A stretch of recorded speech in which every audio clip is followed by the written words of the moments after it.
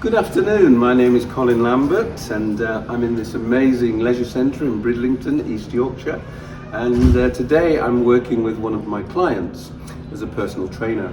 Now, what is important in older people, I'm 69 myself, is that fitness, health, strength and mobility are the key to moving forward. Russell, good morning. Good afternoon and welcome. Whatever. And I've now been working with Russell for 4 weeks, but we've yet to start our training program. And this is a very important point here, because if you're working with someone, particularly someone who is retired or 87 in Russell's case, you really need to be extremely careful. Anyway, I was wandering around the gym one afternoon in August. What happened, Russell? Can you remember when we met? Yes, you saw me with one of the weights, which was one of my best machines. And the abdominal curl. Yes, and you asked me how old I was. The conversation just developed from there. Here we are. Yes. And I just finished the session and I was walking past the abdominal press and I caught a glance and I saw the weights at some ridiculously high level. And I looked at Russ and I thought, something just made me stop and question Russ. And he was moving phenomenally high weights, but just moving them. So the range of movement wasn't that great, but I was intrigued. So I stopped, we chatted, yes. And I said, can we have a chat a few days later, which we did. Yes. And you told me about your program, your background, and you're a Scunthorpe lad. No. No? Was. You was a Scunthorpe lad. For 86 years. For 86 years, all right. I'm definitely Bridlington. You're Bridlington now. Yes. But you were brought up in Scunthorpe, you worked in the steelworks. You were never sporty at school, were you? You were not into school. No. And then I think at the age of 37, you were working in the steelworks in Scunthorpe, age 37, and I think you pretty unfit, is that fair to say, pretty unfit in those days? Disastrously unfit. And you took part in a five-a-side football game? Well, by accident. I only ran for the ball once, 5 or 6 paces, and fell down, couldn't get up again, threw my heart bouncing away, and 2 or 3 minutes I got up and settled down and started to ask him a few questions and giving myself some dangerous answers. So I changed my lifestyle completely. And how did you change it? I took up yoga and squash. And the yoga, I just did basic yoga for quite a few years, and the squash I took very seriously. You did, didn't you? Oh yes. And so throughout your 40s you were playing competitive squash? Yes, and I stopped that at 43 because competitive squash at that age is dangerous. I played on until I was 63. You played squash until you were 63, and then I think you started getting a bit dizzy, didn't you? Didn't you find you were feeling dizzy sometimes? Yes, at the end of the game. I used to joke that I could see my past life passing before me, which I think I could. It was just dizzy. Right. Okay, we'll come back to the dizziness later. Okay, so you gave up the squash at what age? 63. 63? Yeah. And then I think you had a heart attack. 67. 67. So you were very fit, very competitive. Yeah. 63, and you just stopped at 63. The heart attack was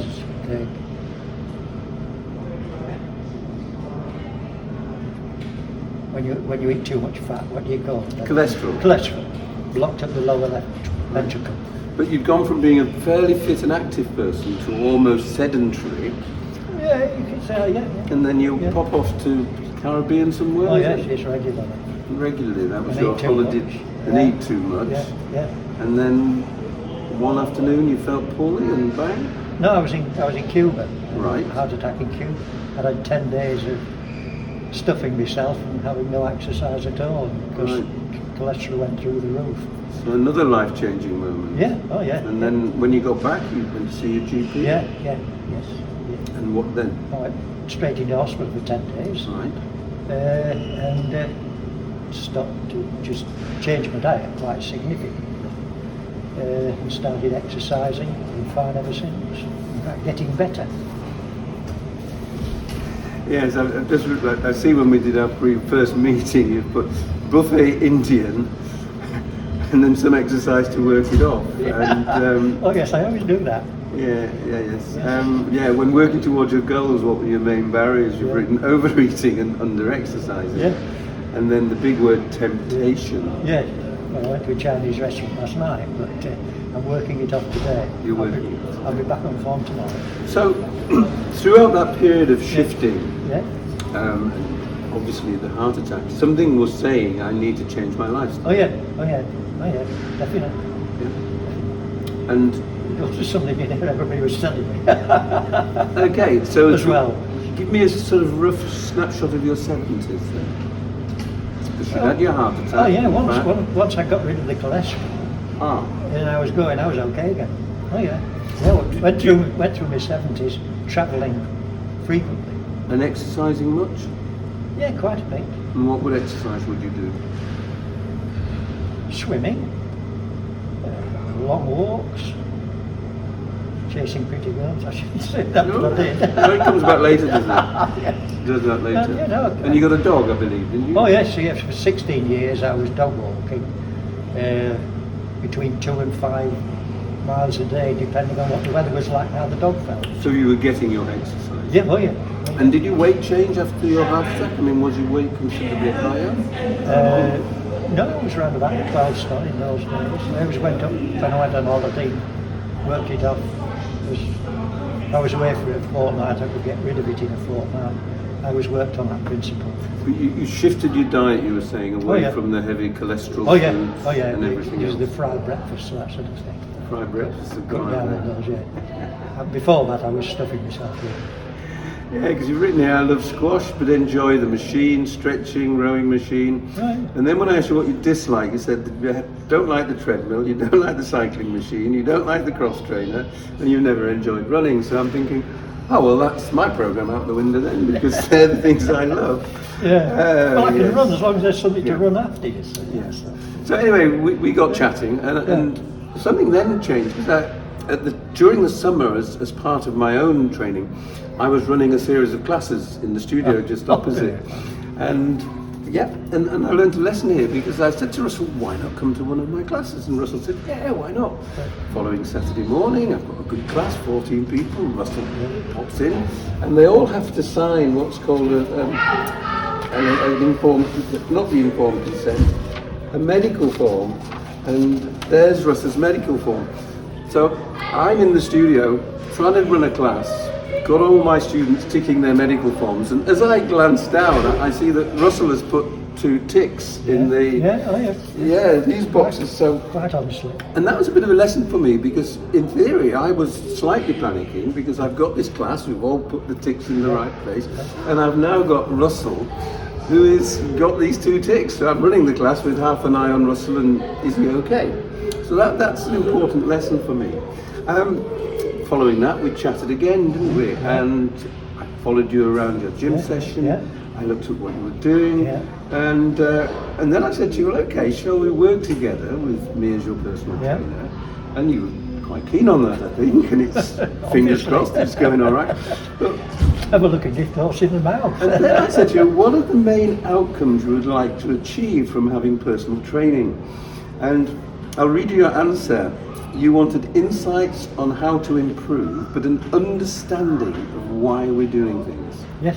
And I think that's very important, that we understand what we're doing things for. Yeah. So, following the studio session, I was a little concerned that, because that's quite a high cardio element, and bearing in mind your history and having followed you around the gym, it's not very cardio, because quite a lot of it's anaerobic, when you're pumping.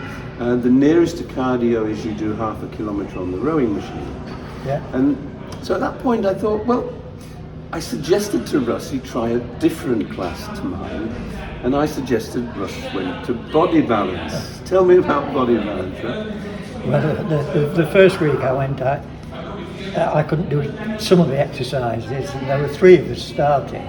And I was on the point of giving up, and the other 3 ladies, one of them said, oh, please come back next week. And I went back, and But it was fun, and I'm the worst in the class, but they encouraged me to keep going back. And I'm getting some definite improvement. There are things I can do now that I couldn't do the first week. One is to get up off the floor without having to hold on to somebody. Yes. That's come, and there's one or two other things, and it's been a very useful class. After 12 weeks, I don't know what I'll do. I'll be looking for something else. I think you'll keep going. But in terms of personal training, this is quite important here, because it was easy for me to get Russ into my class and do my things. It's easy for me to put my exercises onto Russell. But really the most important thing as a personal trainer is that you're listening to your client, and that you're actually helping the client. And therefore for me, even though in a business sense I'm giving clients away, telling Russell to go and do the body balance, I think it's been a great help. Oh yes, oh yes. It has, hasn't yes. it? And so we did our pre-consultation, and then we set off and we started doing everything else. Yeah. And I followed you around the gym. We then swapped for a few sessions the rowing machine for a series of warm-up exercises. And you seem to have taken to those quite well. Yes, I'm doing one or two at home now. Anyway, coming back to that dreaded form where Russell had put the 2 ticks. 2 ticks, do you ever lose balance or dizziness, or do you ever lose consciousness? And Russell's tick, yes. Has your doctor prescribed any medication for your blood pressure or for a heart condition? Yeah. And I believe you take a statin now? I've taken a statin and a blood thinner for the last 20 years. Yes. Ever since The doctor told me I would take it permanently. Yep.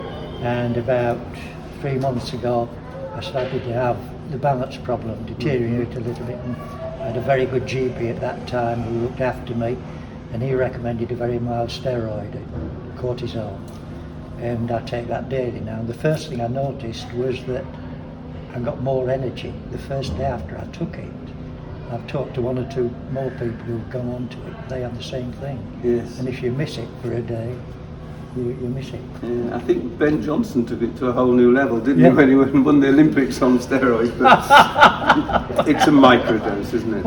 But again, sometimes the microdose of steroids can affect... I don't have a drug test to worry about. Well, we don't mind if you fail it. I'm probably failing. We don't mind if you fail it. I don't. And therefore, but as a personal trainer, I have to take this on board. So what I asked Russ to do is take this form off to his GP, show it to his GP, and they said someone would contact him, and then I believe a lady rang you and said yes. With a private number. Right. It was clearly a woman doctor. Yep. I mean, it was a female voice, and she was referring to my medical records, so she knew too much not to be, but didn't have a name, not a number I could do. But she said proceed and take the cautions that we were already taking. So she was quite happy with that. Yeah. So on that basis, I was happy that Russell had signed his form. I think your daughter She's my carer. signed it, yes. My carer. And then so we were able to get going. But this is what's called a contraindications to exercise form. And again, this comes into play at this situation, because as a personal trainer, you want to make sure that your client's okay. So your blood pressure was 143/83. In fact, we took that this morning, but 6 weeks ago when we took it, I think it was 137/82. So it's pretty constant around that level, isn't it? We looked at your resting heart rate, and it's 55, your resting heart rate, which is brilliant, slow, it's good, isn't it? I can be lower than that. Can it? Oh, yeah. I think you mentioned earlier, sort of very low resting heart rate. 2 or 3 times over the last, since I started playing squash, just after I was 37, when I was at my peak, around about 43, I had calls to see a doctor about something else, and he took my pulse and it was 32. And 2 or 3 times since then, I've had it. The last time was when I had a consultation with a heart surgeon at Lambo. He got 32. And something we might check actually is when we start doing some of the exercises, monitoring how your pulse is changing. They're interested in that. What is interesting is you like working with quite heavy weights, don't you? Because you're competitive and you like the challenge of beating the target. That's another challenge. I can relax and get that pulse rate down. Yes. Oh, To make your pulse go down well. Oh, yeah. Meditation on. Oh, yes. So again, as a personal trainer, I'm taking this on board because when you're pumping really heavy weights or doing heavy reps, Yeah. that puts a strain on the heart. Yeah. And that naturally lowers the blood pressure. Oh. So anyone that's leapt out of bed and suddenly felt dizzy because you're in bed, your blood pressure drops, you jump out of bed, you feel dizzy. And then that takes a moment to recover. Yeah. And that's when there's a danger of falling over, obviously, and Yeah. hurting yourself. But you're aware of your dizziness. And then I aren't jump you? out of bed. And sit on the bed for count up to 5. Yeah. Stand up steadily and don't try and walk for another 3 or 4 seconds. So you're aware, aren't yeah. you? I know it's going to happen. And again, I checked with my own GP, who's a friend, and I explained what Russ was doing and blood pressure situation, and yeah, that was all good. Yeah. We did another health assessment, body mass index 24.4. Well, I'm 28, so 25 is the benchmark. So Yeah. you're doing very well, aren't you? There. Yeah. And then the important thing to do is to get your client to then sign an informed consent form, so that he is approving. There's where he's approving to this video and signature and witness. And Leon, thank you, Leon, trusty producer here today. So once all of that is out of the way, remember we still haven't been in the gym yet. I've observed Russell. I've made some suggestions, but I'm yet to give Russell his program. But having done that lot, we then move into some quite chunky stuff, which is the client consultation form. And I must give credit to PureGym Training Academy because the Diploma is a tough course. It's detailed, it's thorough. The anatomy and physiology took me forever. But here's our client consultation form. Russell Whitby, you were born 15th of July 1935, you're 5'9", you're 11 stone 13 pounds, which Yes. is 75.7 kilograms. Your body mass index is 24.4, under 25, which is good.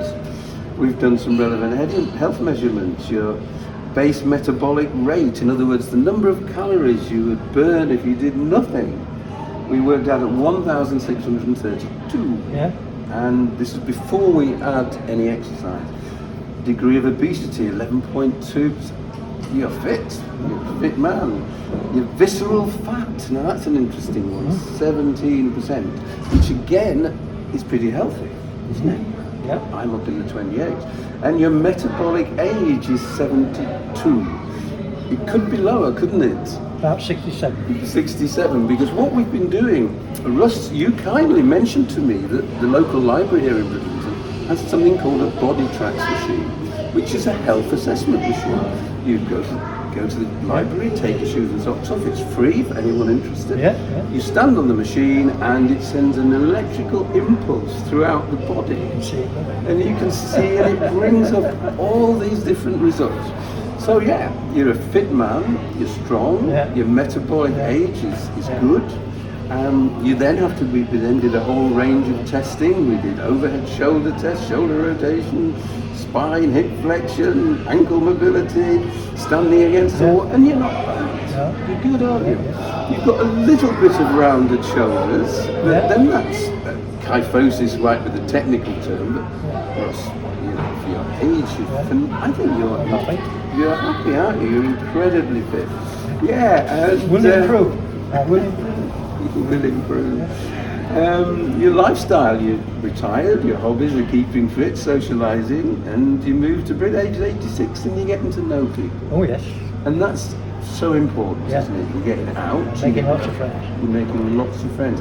And you walk to the gym, don't you? Oh yeah. It's about a mile, I think. I do about between 2 and 4 miles a day.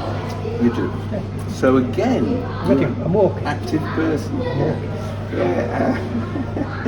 I had this question here, what methods and approaches have been used previously in attempting to reach these goals mentioned above?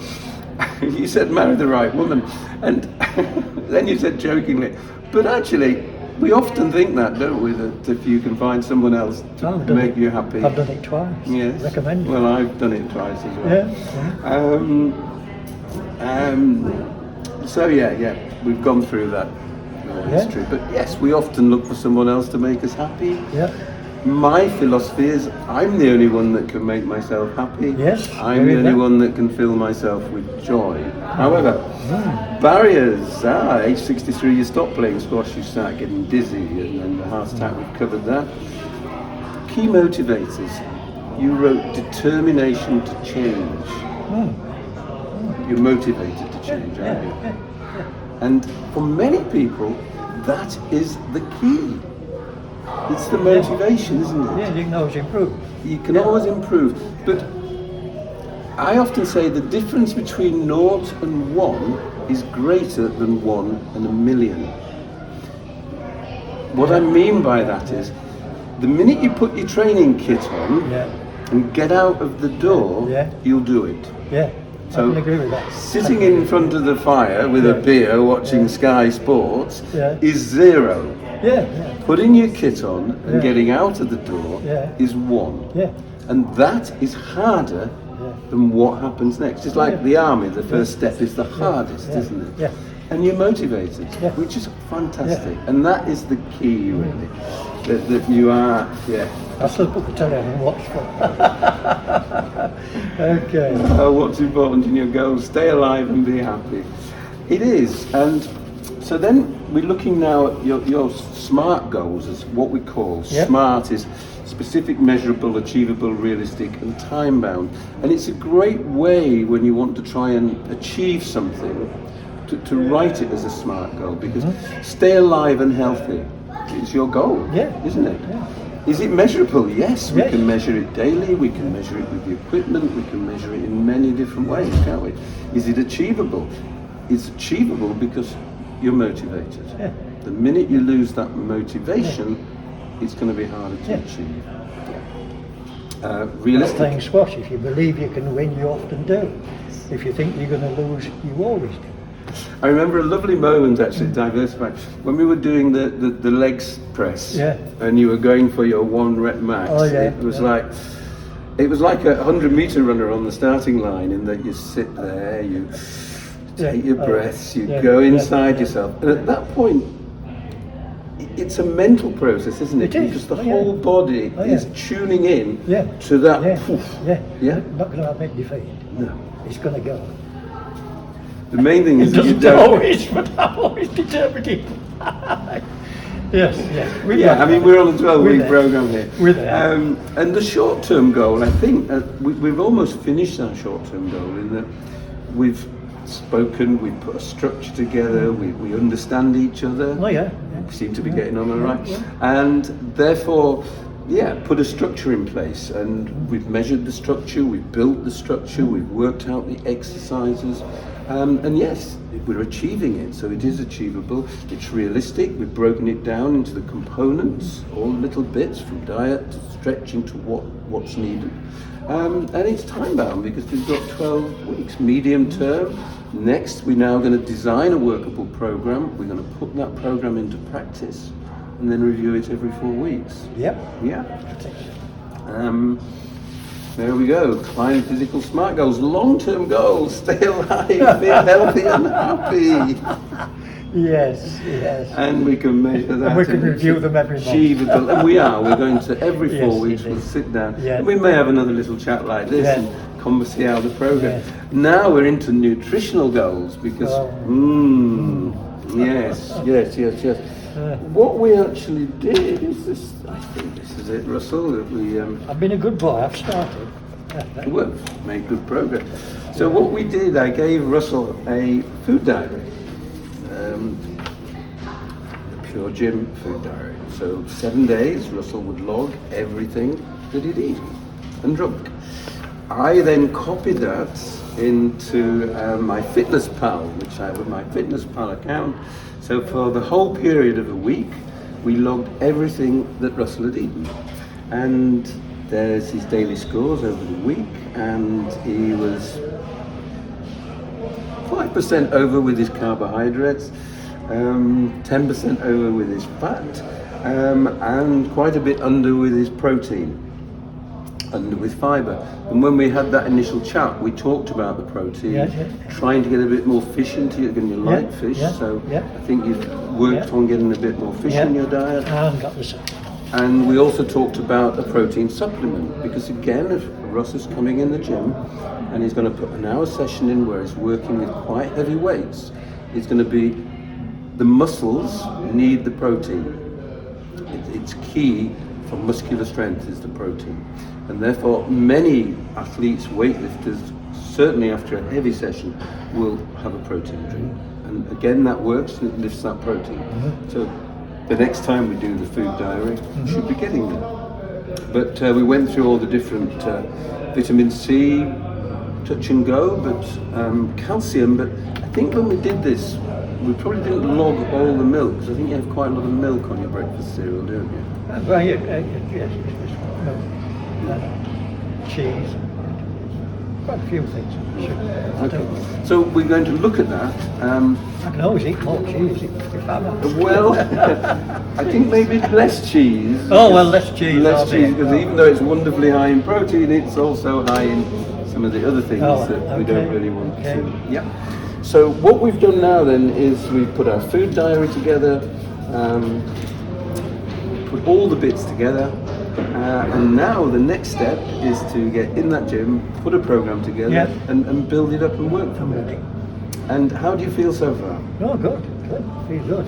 Yeah. Enjoying what we've done? Oh, yes. Certain things are happening that I'm doing things now I couldn't do 4 weeks ago. Really? Quite a few things, yeah. For example? Well, I can get down on the floor and stand up again without having to have a chair or a bar or something to pull myself up. I can get up and down quite easily now. Couldn't do that 3 weeks ago. That's excellent. And I'm nearer to touching my toes. We're getting now warm up when we go down there. We're getting quite close. It's a step through thing that I think in 3 months' time I will do. I'm nearly there. And any tips for me to improve at this stage? Well, any tips for me to improve? Anything I could do? I think I dare say.